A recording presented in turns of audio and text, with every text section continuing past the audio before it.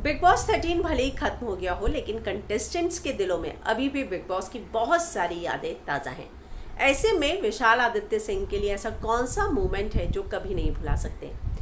क्या कहते हैं खुद विशाल? मैं हीना कुमावत आपको फिल्म विंडो पर बताऊंगी, लेकिन अगर आपने चैनल को सब्सक्राइब नहीं किया तो सबसे पहले सब्सक्राइब कर लीजिए।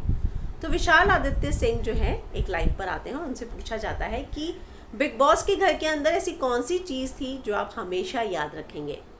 तो वो कहते हैं मुंह दिखाई मूवमेंट। जी हाँ, आपको याद होगा जब छपाक के प्रमोशन के लिए दीपिका पादुकोण सब घर के अंदर आए थे, लक्ष्मी अग्रवाल, तब उन्होंने जो है एक इंसिडेंट अपने बचपन का शेयर किया था।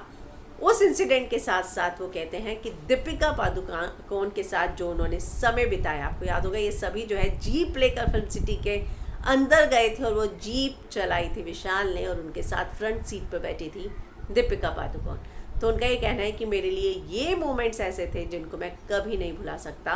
तो जाहिर सी बात है, घर के अंदर बहुत सारी अनबन हुई, लड़ाई हुई, झगड़े हुए, दोस्ती हुई, दुश्मनियाँ हुई।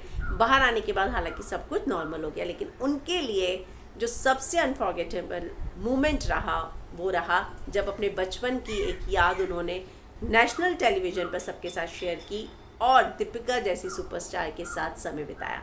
तो मुझे लगता है कि वाकई में ये जो दो इंसिडेंट थे वो विशाल के लिए बहुत ही ज़्यादा खूबसूरत इंसिडेंट थे, जो उनके फैंस भी याद करते हैं। और जब भी बिग बॉस 13 में विशाल का नाम लिया जाएगा तो मधु के साथ पैन फाइट जो अक्सर हर कोई बात करता है, उसके अलावा इन दोनों चीज़ों को भी हमेशा याद रखा जाएगा।